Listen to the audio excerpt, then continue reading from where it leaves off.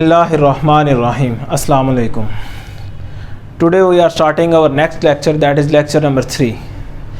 इससे पहले हमने 2 लेक्चर किए वर्नियर कैलिपर पे। वर्नियर कैलिपर के बारे में पढ़ा कि वर्नियर कैलिपर क्या होता है, उसका लीस्ट काउंट पढ़ा कि उसका लीस्ट काउंट 0.1 मिलीमीटर होता है। फिर हमने zero error in the instrument पढ़ा, फिर ज़ीरो करेक्शन पढ़ी उस इंस्ट्रूमेंट की।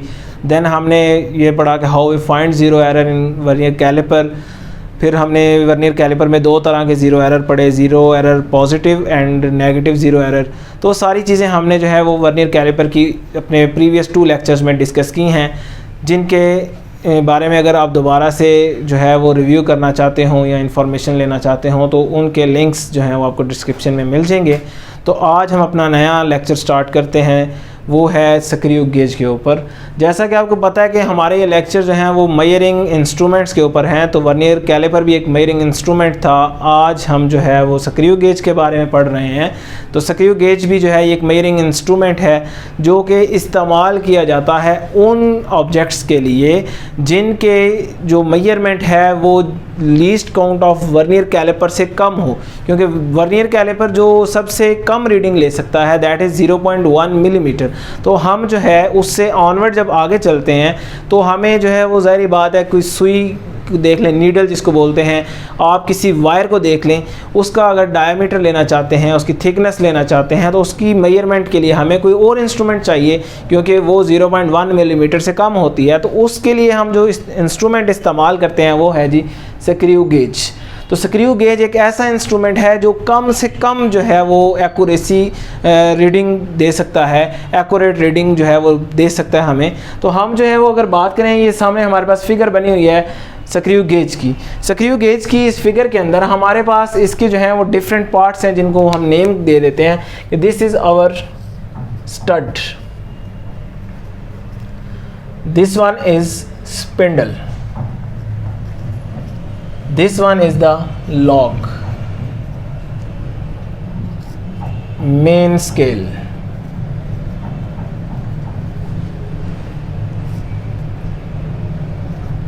circular scale, this one is thimble,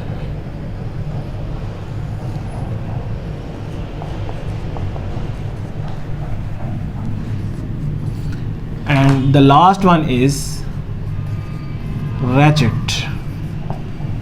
तो स्टूडेंट्स ये हमारे पास जो है वो एक इंस्ट्रूमेंट जो स्क्रू गेज बना हुआ है उसकी कंस्ट्रक्शन आ गई, उसके जो है वो पार्ट्स आ गए कि ये किन किन चीज़ों से मिलकर बना है। तो एक स्टड है, जिस स्टड और स्पिंडल इन 2 चीज़ों को हम इस्तेमाल करते हैं अपनी किसी भी जो है वो चीज़ को मेजर करने के लिए। उसके लिए जो तरीक़ेकार है वो भी डिस्कस कर लेते हैं। देन ये हमारे पास मेन स्केल है, ये सर्कुलर स्केल है। अगर हम इसका कंपैरिजन वर्नियर स्केल के साथ करें तो वर्नियर स्केल में भी हमारे पास 2 स्केल थे, एक मेन स्केल था और एक जो है वो वर्नियर स्केल था, लेकिन इसके अंदर एक मेन स्केल है, एक सर्कुलर स्केल है। सर्कुलर स्केल इसको नाम इसलिए दिया गया है क्योंकि ये एक सर्कल की फॉर्म है, इसलिए हम इस स्केल को क्या नाम देते हैं, सर्कुलर स्केल। फिर हमारे पास ये एक थिम्बल है और ये हमारे पास रैचेट है। रैचेट को हम इस्तेमाल करते हैं इस जो है वो थिम्बल को आगे की तरफ मूव करवाने के लिए, ताकि जब हम इसके अंदर कोई ऑब्जेक्ट प्लेस करें, लाइक हम इधर एक ऑब्जेक्ट प्लेस करते हैं इस तरह, तो अब हमने इसको इन दोनों पॉइंट्स के दरमियान में टाइट करना है, तो हम इस रैचेट को जो है वो रोटेट करेंगे। जब रोटेट करेंगे तो उसकी रोटेशन से क्या होगा कि ये हमारा स्पिंडल आगे मूव करेगा और आगे इसके साथ टच हो जाएगा, या जब ये दोनों जो हैं वो जब प्रेस कर लेंगे इस ऑब्जेक्ट को तो ये रैचेट हमें एक आवाज़ देगा, टिक की आवाज़, जिस तरह आपकी जो है वो क्लॉक की टिक टिक की आवाज़ आती है उस तरह की एक स्मॉल सी साउंड प्रोड्यूस होगी और हमें पता चल जाएगा कि हमारे पास ये जो ऑब्जेक्ट है वो इन दोनों पॉइंट्स में, स्टड और स्पिंडल में टाइटली जो है वो बाउंड हो चुका है। उसके बाद फिर हम अपनी जो है वो मेजरमेंट यहाँ से करते हैं। उस मेजरमेंट में फिर हम जो है इस लॉक का इस्तेमाल करते हैं। जब ये चीज़ हमारी इसके अंदर टाइटली बाउंड हो जाती है तो हम इस लॉक के ज़रिए इसको लॉक कर देते हैं ताकि ये दोबारा से मूवमेंट के बाद ये ऑब्जेक्ट यहाँ से नीचे ना गिरे। फिर हमारे पास ये स्केल आ जाते हैं जिनसे हमने मेजरमेंट लेनी होती है। ये मेन स्केल होता है और ये सर्कुलर स्केल होता है। मेन स्केल के ऊपर जो आपकी रीडिंग्स दी गई हैं ये मिलीमीटर्स में होती हैं। किस में होती हैं? मिलीमीटर्स में। हमने वर्नियर स्केल में पढ़ा था कि हमारे पास जो रीडिंग्स हैं वो सेंटीमीटर्स और मिलीमीटर्स दोनों उसके अंदर इन्वॉल्व होते हैं, लेकिन इसके अंदर हमारे पास सिर्फ और सिर्फ जो है वो मिलीमीटर होता है। और हमारे पास जो सर्कुलर स्केल है इसके अंदर जो डिवीजन्स हैं, क्योंकि वर्नियर स्केल में जब हमने बात की थी वर्नियर स्केल के अंदर डिवीजन्स थी 10, इसके अंदर डिवीजन्स हैं 100। आपके सामने 60, 65, 70, 75, 80, 85 लिखा हुआ है। बाकी की स्टार्ट 0 से होगा, 0, 5, 10, 15 एंड अप टू जो है वो 100 तक जाता है। तो सर्कुलर स्केल की जो डिवीजन्स हैं वो 100 हैं, और मेन स्केल की जो हमारे पास रीडिंग्स गिवन होती हैं इसके ऊपर वो जो हैं वो मिलीमीटर्स में होती हैं। फिर इस मेन स्केल को हम एक नाम देते हैं, that is the index line, that is the index line. ये हमारा जो है वो इसका इंडेक्स लाइन कहलाता है। जब हम रैचेट को रोटेट करेंगे तो हमारा जो थिम्बल है वो मूव करके आगे की तरफ आएगा, और जब ये 0 से 100 तक 100 डिवीजन्स कंप्लीट करता है तो ये जो थिम्बल है ये 1 मिलीमीटर जो है वो मूव करता है। तो वो जो 1 मिलीमीटर की मूवमेंट है वो इस स्क्रू गेज की जो है वो पिच कहलाती है। वो इस स्क्रू गेज की क्या कहलाती है जी? पिच कहलाती है। तो ये एक हमारी कंस्ट्रक्शन हो गई है अपने इंस्ट्रूमेंट स्क्रू गेज के ऊपर। अब हम बात करेंगे इसकी डेफिनेशन की, फिर इसकी जो है वो कंस्ट्रक्शन की, फिर इसकी जो है पिच की डेफिनेशन की, फिर इसके लीस्ट काउंट की, फिर इसमें एरर फाइंड करने की कि पॉजिटिव एरर और नेगेटिव एरर होते हैं या नहीं होते, उसके ऊपर जो है वो हम अभी आगे ऑनवर्ड जो है वो बात करते हैं जी। तो अब हम बात करते हैं कि define screw gauge. Screw gauge को डिफाइन करते हैं। स्क्रू गेज क्या होता है? Screw gauge is an instrument that is used to measure small lengths with accuracy greater than a vernier caliper. It is also called micrometer screw gauge. तो जैसे कि अभी हमने फिगर बना के बात कर रहे थे तो उसमें मैंने बात की कि स्क्रू गेज एक ऐसा इंस्ट्रूमेंट है जिसे आप जो है वो स्मॉल लेंथ्स को ग्रेटर एक्यूरेसी के साथ मेजर कर सकते हैं। और वो जो ग्रेटर एक्यूरेसी है किससे है? वर्नियर कैलिपर से, कि वर्नियर कैलिपर से उसकी जो एक्यूरेसी है वो ज़्यादा होती है। और स्क्रू गेज को हम जो एक और नाम भी देते हैं वो माइक्रोमीटर स्क्रू गेज है। ठीक हो गया जी। तो ये थी डेफिनेशन स्क्रू गेज की। अब बात करते हैं कि right the construction of screw gauge, कि ये स्क्रू गेज की कंस्ट्रक्शन किस तरह स्क्रू गेज बना है, उसके अंदर कौन कौन सी चीज़ें इन्वॉल्व हुई हैं उनके ऊपर बात करते हैं। A simple screw gauge consist of U shaped metal frame. हमारे पास स्क्रू गेज जो हमने फिगर में बनाया उसकी जो शेप है वो यू शेप्ड होती है और वो मेटल फ्रेम का बना होता है with a metal stud at its one end. एक किनारे के ऊपर हमारे पास स्टड मौजूद था। Then a hollow cylinder has a millimetre scale over it. उसके बाद हमारे पास जो है एक हॉलो सिलेंडर होता है जो अंदर से खाली होता है सिलेंडर, वो सिलेंडर होता है और उसके ऊपर मिलीमीटर स्केल बना होता है along a line called index line. एक लाइन के ऊपर जो है वो सारा स्केल ड्रॉ हुआ होता है और उस लाइन को हम क्या बोलते हैं? इंडेक्स लाइन बोलते हैं। और वो इंडेक्स लाइन क्या होती है? पैरेलल टू इट्स एक्सिस, वो उसके एक्सिस के पैरेलल होती है, मतलब उसके बिल्कुल बराबर होती है। The hollow cylinder acts as a nut. और वो जो हॉलो सिलेंडर है वो एक्ट करता है एक नट के तौर पे। जैसे हम नट को जो है वो टाइट घुमाएं तो वो यहाँ टाइट होता है या लूज़ होता है, तो सेम एज ये जो हमारे पास हॉलो सिलेंडर है जब हम इसको रैचेट से जो है वो क्लॉकवाइज डायरेक्शन में मूव करते हैं तो ये टाइट होना शुरू हो जाता है, जब एंटी क्लॉकवाइज डायरेक्शन में मूव करते हैं तो ये ओपन होना शुरू हो जाता है। तो ये हमारे पास जो है वो इसकी कंस्ट्रक्शन आ जाती है। फिर अभी उसके ऊपर बात हो रही थी कि जो इंडेक्स लाइन है मेन स्केल के ऊपर, मेन स्केल में जो जब हम उस रैचेट को मूव करते हैं और वो जो है 100 डिवीजन सर्कुलर स्केल की कंप्लीट होती हैं तो 1 मिलीमीटर का डिस्टेंस तय करती हैं, तो उसको हमने बोला था कि वो स्क्रू गेज की पिच होती है। तो ये उसकी डेफिनेशन आ गई कि what is the pitch of screw gauge, कि स्क्रू गेज की पिच क्या होती है। A thimble has a threaded spindle. Thimble के अंदर थ्रेडेड स्पिंडल होता है, ऐसा स्पिंडल जिसके अंदर कट्स बने हों। थ्रेडेड स्पिंडल उस स्पिंडल को बोलेंगे। A thimble has threaded spindle inside it. अंदरूनी साइड पे उसके अंदर कट बने होते हैं, चूड़ियाँ बनी होती हैं, जैसे एक नट के अंदर जो है वो कट बने होते हैं जिसको हम चूड़ियों का नाम देते हैं, वो बनी होती हैं। And the distance between consecutive threads on the spindle is 1 millimetre. और जो फासला है दो थ्रेड्स के दरमियान में, दो चूड़ियों के दरमियान में, वो 1 मिलीमीटर है। This distance is called the pitch of screw on the spindle. और इस ही डिस्टेंस को हम जो है वो स्क्रू गेज की जो है वो पिच का नाम देते हैं। Next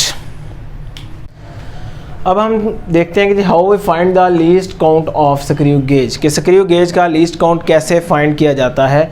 least count is equal to pitch of screw gauge और number of division on circular scale. तो हमने बात जब कर रहे थे मेन स्केल की, तो हमने कहा मेन स्केल में इंडेक्स लाइन होती है और जो सर्कुलर स्केल है जब वो अपना एक कंप्लीट रोटेशन करता है तो 1 मिलीमीटर आगे मूव करता है और वो जो है स्क्रू गेज की पिच कहलाती है। तो pitch of screw gauge 1 millimetre. Number of division on circular scale, circular scale के ऊपर डिवीजन कितनी थी, तो उस टाइम हमने बात की कि सर्कुलर डिवीजन जो है वो 0 से स्टार्ट होती है और 100 तक जाती है, मीन्स कि 100 डिवीजन हैं, तो 1 डिवाइड बाई 100, तो जब 1 को डिवाइड करेंगे 100 से तो 0.01 मिलीमीटर आ जाएगा। तो least count of screw gauge कितना होता है जी, 0.1 मिलीमीटर, 0.01 मिलीमीटर।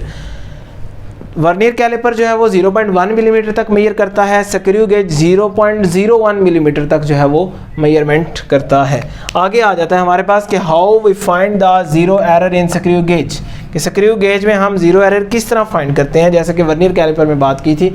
तो इसमें हम फाइंड करते हैं to find the zero error find करने के लिए close the gap between the spindle and the stud, stud और स्पिंडल जो थे उनके दरमियान में जो डिस्टेंस है उसको ख़त्म करें, उनको क्लोज कर दें, उनको आपस में मिला दें। जब मिलाएंगे क्या होगा, bye rotating the ratchet in the clockwise direction, कि आप क्लॉकवाइज डायरेक्शन में रैचेट को मूव करें।